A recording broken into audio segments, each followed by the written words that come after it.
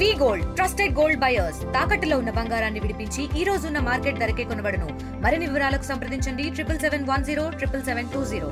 మారేడుమిల్లి అటవీ ప్రాంతంలో జరిగిన ఎన్కౌంటర్లో మొత్తం 7 మావోయిస్టులు హతమార్చబడ్డారు. అందులో శ్రీకాకుళం జిల్లా బాతుపురం గ్రామానికి చెందినటువంటి మెట్టూరు జోగారావు కూడా ఉన్నారు. కాకపోతే ఆయన ఎన్కౌంటర్ కాబడిన విషయం బంధువులు చెప్పడంతో వారందరూ కూడా ఆ పార్థివ శరీరం తెచ్చేందుకు మాత్రం నిన్న ఉదయం బయలుదేరి వెళ్ళడం జరిగింది.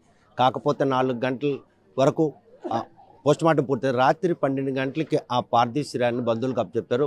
ఈ ప్రక్రియ కోసం వెళ్ళినటువంటి వాళ్ళ సోదరుడు మనతో ఉన్నాడు. చూస్తే కనుక ఈ పోస్టుమార్టం ప్రక్రియలో పోలీసులు ఎటువంటి నిబంధనలు మీకు పెట్టారు? ఎన్ని గంటల పోస్టుమార్టం పూర్తయింది? మీకు ఆ పార్థివ శరీరానికి ఎప్పుడు అప్పచెప్పారు?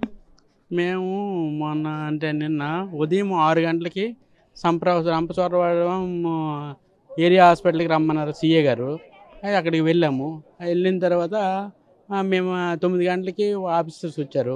వచ్చిన తర్వాత వాళ్ళు పంచనామా సంబంధించిన డీటెయిల్స్ అన్ని రాసుకున్నారు. మాకు 5 బిల్డింగ్ సర్టిఫికెట్లు అన్నీ తీసుకున్నాక ఇంకా తక్కువ బాడీలు కూడా వచ్చినంత వెయిట్ చేశారు. చేసిన తర్వాత వాళ్ళు ఏం చేశారంటే సాయంత్రం 4 గంటలకి వాళ్ళు డాక్టర్స్ వచ్చి వాళ్ళ పోస్ట్మార్టం స్టార్ట్ చేశారు. అది ప్యారలల్గా వాళ్ళకి చేయవలసిన పద్ధతిలో వాళ్ళు ఒక సీనియర్ని బట్టి వాళ్ళు చేసుకుంటూ వస్తే మాకు రాత్రి 12 గంటల 12:10 మాకు బాడీని ఇచ్చారు. అప్పుడు మేము 12 గంటలకు బయలుదేరాము. వచ్చేసరికి ఇది టైం అయింది. బాడీ ఇచ్చిన విషయంలో జోగారావుకు DNA టెస్ట్ కూడా నిర్వహించాలని సీఏ చెప్పారు. నిజమేనా? నిజమేనండి. అది DNA టెస్ట్ కోసమని మరి మా అన్నయ్య చేశారు లేదో తెలియదు. నాకైతే బ్లడ్ శాంపుల్ తీసుకున్నారండి. అది అంటే DNA టెస్ట్ ఎసెన్షియల్, కంపల్సరీగా చేసిన తర్వాతే పార్థివ శరీరాన్ని మీకు అప్పచెప్తామని చెప్పారు సీఏ అన్నారంట. నిజమేనా? అవునండి. అది మ్యాచ్ అయినట్టు చూద్దామన్నారండి. అది రాత్రి మేము అప్పటికే కొన్ని ఇబ్బందులు పడుతూ చూసి మేము రాత్రి 12 వరకు చాలా రిక్వెస్ట్ చేసాం, చాలా విధాల ప్రయత్నం చేస్తే మరి నా ఆరోగ్య పరిస్థితిని ఆలోచించు సంథింగ్ ఏదో జరిగిందో వాళ్ళకి తెలియదు. వాళ్ళు పైన ఆఫీసర్తో మాట్లాడి రాత్రి రేపు తెల్లవారు 10 గంటలకు ఇస్తామన్నారు. అంటే రిపోర్ట్ వచ్చిన తర్వాత చేస్తామన్నారు. మళ్ళీ వాళ్ళు ఆలోచించుకుంటూ రాత్రి 12:10కి బాడీని ఇచ్చి మమ్మల్ని సాగనంపారండి. అంటే ఆ ప్రక్రియ మీకు పార్థివ శరీరం ఇవ్వకుండా ఉండేందుకు పోలీసులు ఆయన నాటకంగా భావించవచ్చా? అంటే మరి ఏ రకంగా అర్థం చేసుకోవాలని నాకు అర్థం కావట్లేదు. అక్కడైతే జనాలు ఉన్నారు. మాకు సుమారుగా 3-4 బ్యాచ్లు అంటే బాడీల తాలూకా వ్యక్తులు అక్కడ ఉన్నాము. మరి ఆదివాసులకు సంబంధించి వాళ్ళవి మరి ఒక్కొక్కరికి ఒక్కొక్కరి దగ్గర తీసుకుని అలా డిలే చేశారనిదో లేకపోతే మరి ఏ కారణం చేత మాకు ఇవ్వడం అయితే 12:10కి ఇచ్చారండి. అది అంటే 2 రోజు ఉదయం ఇస్తాము, DNA టెస్ట్ రిపోర్ట్ వచ్చిన తర్వాత ఇస్తామన్నారండి. రెండో రోజు ఇస్తామన్నారు.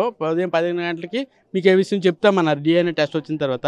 మళ్ళీ ఎందుకు ఏం కారణం చేత మళ్ళీ వాళ్ళు చాలా రిక్వెస్ట్ చేసి నా ఆరోగ్య పరిస్థితి అన్నీ చూసుకొని వాళ్ళు ఆలోచించి రాత్రి 12 గంటలకి ఇచ్చారు. ఆ క్షణం నంబాల కేశవరావుకి జరిగినటువంటి ఒక ఆకృత్యం జోగారావు విషయంలో కూడాను పోలీసులు వ్యవహరించారంటే మరి నాకు దాని మీద అవగాహన లేదు సార్.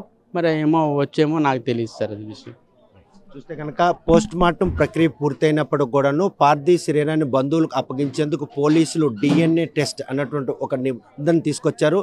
ఆ సోదరుడు బ్లడ్ శాంపిల్ తీసుకున్న తర్వాత రిపోర్ట్లు వచ్చిన తర్వాతనే మృతదేహాన్ని మాత్రం వారికి బంధువులకు అప్పచెప్తామని చెప్పడం.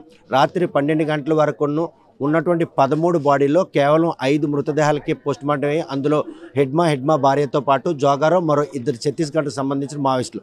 ఎట్టకేలకు రాత్రి 12 గంటల సమయంలో ఆ పార్థివ శరీరంతో మరి కొద్దిసేపట్లో ఆ పార్థివ శరీరం బాతుపురం రానుంది. అంత్యయాత్రకు మాత్రం అందరూ సన్నద్ధమవుతున్నారు. ఈ విషయంలో అందరూ కూడాను ఈరోజు ఈ యాత్రలో పాల్గొనేందుకు మాత్రం సుదూర ప్రాంతాల నుండి వచ్చి బాతుపురంలో ఆయన చివరి చూపు చూసేందుకు మాత్రం ఆతృతగా ఎదురు చూస్తున్నారు. బాతుపురం నుండి వీడియో జర్నలిస్ట్ రాంకృష్ణతో Satyam, RTV Srikakulam. Local to global news at your finger tips. మీ చేతిలో ఒక ఆయుధం. Download R TV app. Media legend Ravi Prakash is back.